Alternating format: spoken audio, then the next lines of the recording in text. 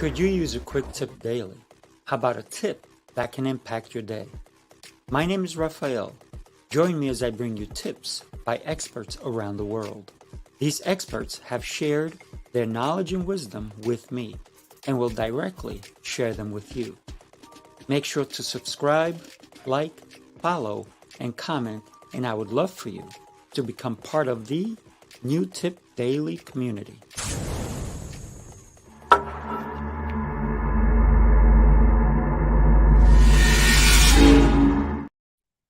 Matthew, thank you so much for joining me on New Tip Daily today. How are you? Very well. Thank you, Rafa. Sifu Rafael, thanks for having me here.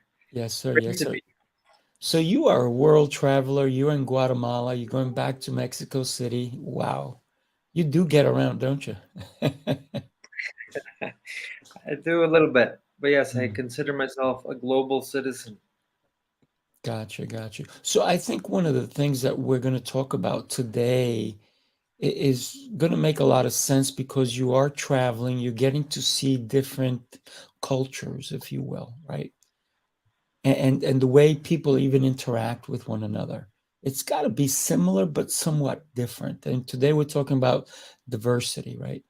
So Mhm. I love to hear your tips and some ideas, and maybe we can go back and forth and just have a great conversation. Yes, thank you, Rafael. What's funny about what I was stepping into, the DE&I, the diversity, equity, and inclusion, or however we want to call it, that space.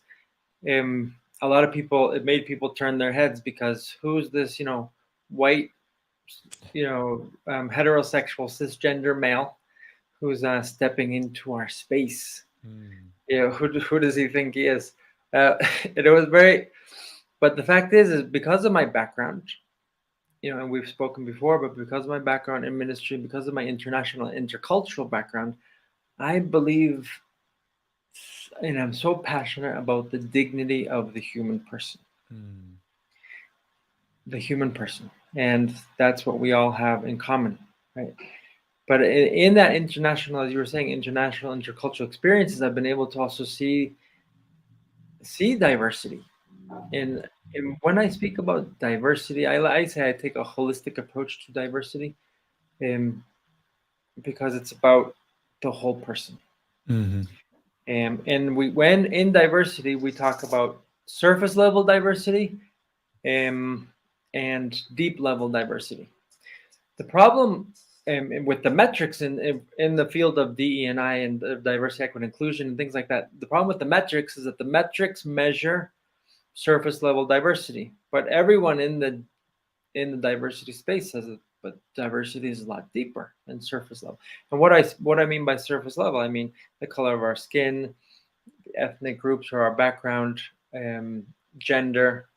In this case, we'll be talking about male or female, sexual orientation, because those are all sort of more measurable aspects. But we don't always look at the. So what I came across in the diversity space is a lot of contradiction. Is yes, we believe that diversity is much more than all of that, but the metrics only measure this. And so when companies feel like, well, we have to be meeting the DE&I metrics, they only do it on the surface level. Mm. And I don't think that benefits us as human beings for two reasons. It makes people, if someone of color, someone of a different gender feels when they're put in a position, sometimes they feel like, well, I'm just sort of a trophy that a company is using to fill a space, right? And they don't value the deeper side of me. Mhm. The other problem with that is that we're not bringing the best, and I refer to cognitive um, diversity, which is our backgrounds, which is our knowledge, which is our experience, and all of this, the way we think, and our talents, and all the deeper stuff is we might be missing out on a lot of great people for the right positions. Mhm. Because we could have people of, we could have all types of genders and, in other words, surface level diversity around a meeting table, but where everyone thinks the same. And that's not what this whole movement is about. Right.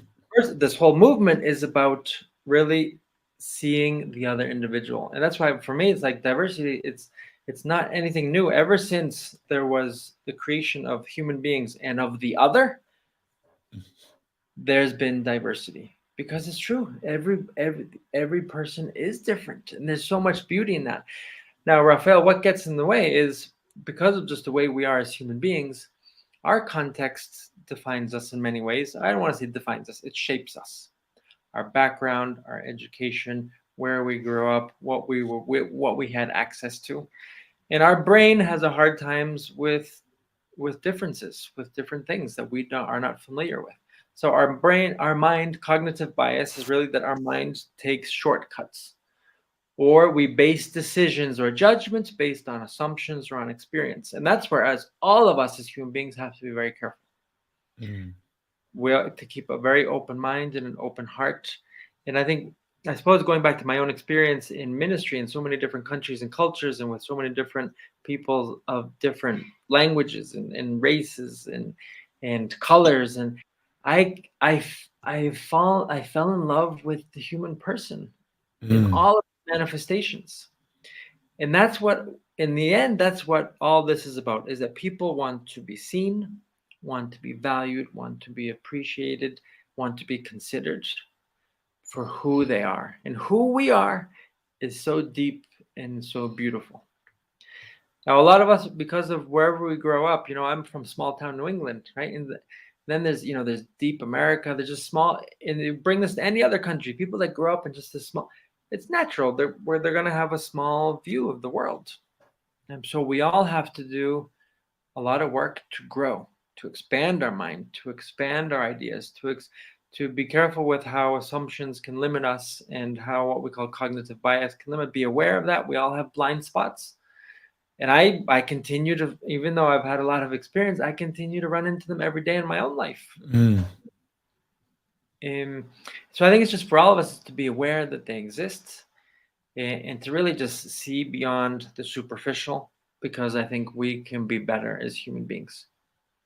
Well, that's beautifully said. When we think about stepping out of our own comfort zone, right? And that's basically what we have to start to see.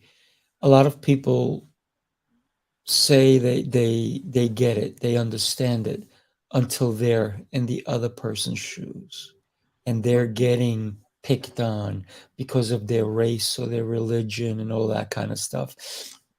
If you, Matthew, if you were to be snapped like that and you all of a sudden became different gender, different color, different height, even, right? Different social status, how would that affect your mind? A lot of people I don't think that way. right. Hmm. I'm sure it would be very challenging, and I would probably discover so much more Mm. um, about people and about myself. Let me tell you a quick story, Raphael. Just going on that Sure. is, I went to an event a few weeks ago called, in Espanol, the La Cena Oscura, a dinner The in dark dinner, yeah, yes. dinner in darkness, a dinner in darkness, and it was put on by a foundation that helps people that that have eye disabilities or are blind and things like that. So it's a fun. So, but the experience was much deeper than that. But part of it was creating awareness of what blind people go through. Mm.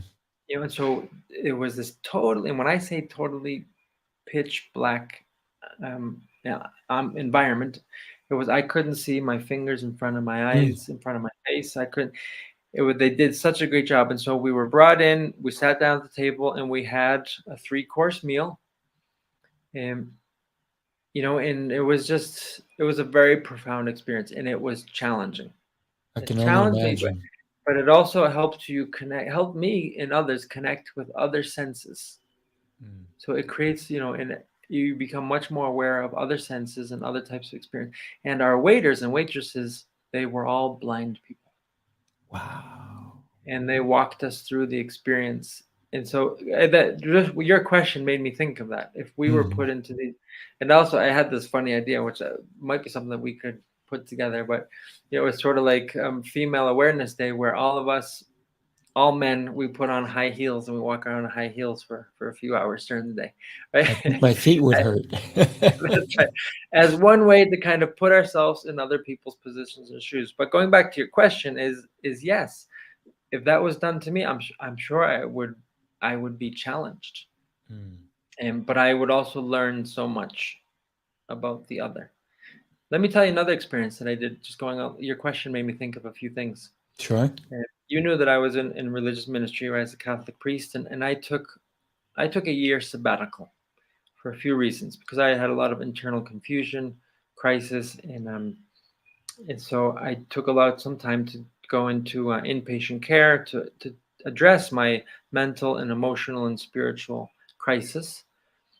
But part of that sabbatical year was what I call a journey coming home to myself. Is I said because in ministry we get a lot of special treatment, and I said, well, I want to experience what people experience to live, I mean, to make a living. So during that year, I worked as a waiter, I worked as a driver. And now again, it wasn't. I didn't have to do it really financially. I did need to make some money, but I wasn't under a lot of financial pressure.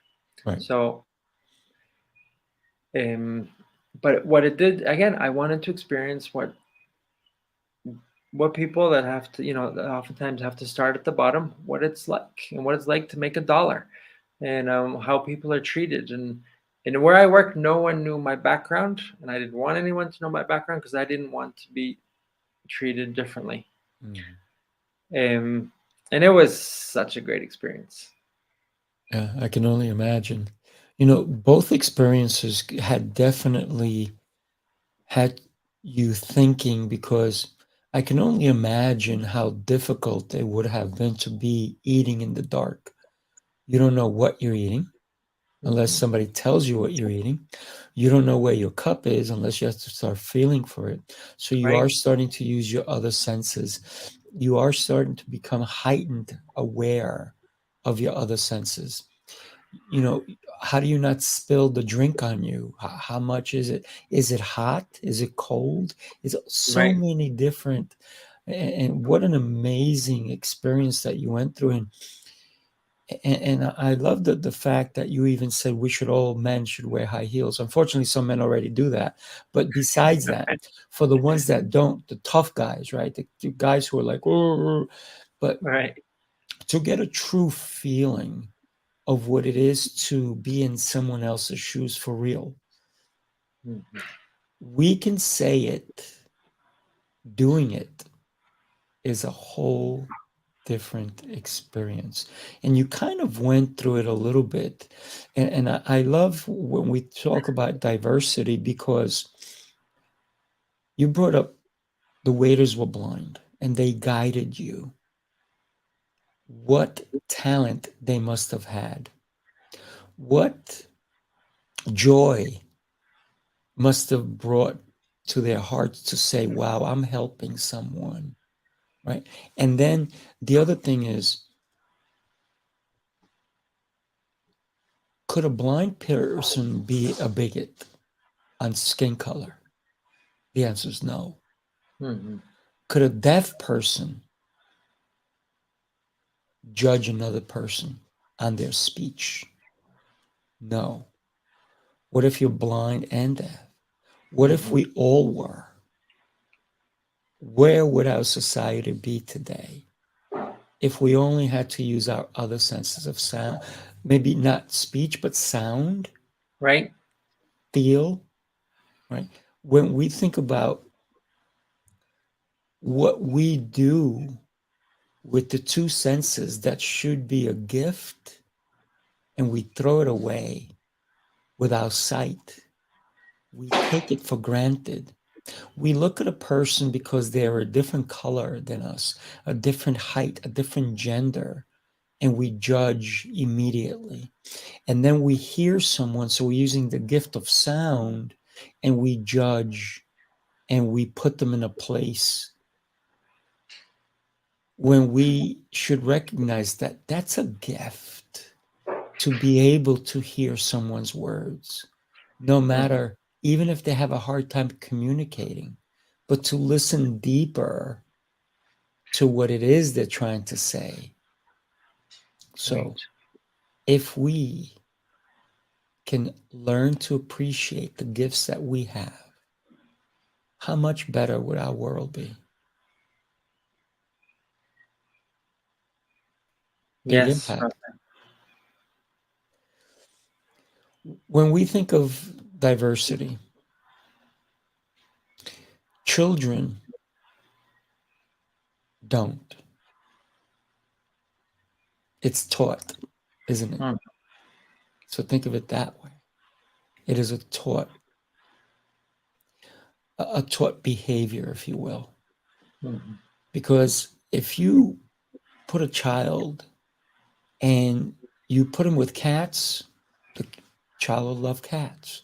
You put him with dogs, the child will love dogs. If it's a white child and you put him with black kids, he's going to love the black kids. Vice versa. If you put a black child with white kids, they're going to love each other. So when we learn to accept, don't get me wrong, we all need to be diverse.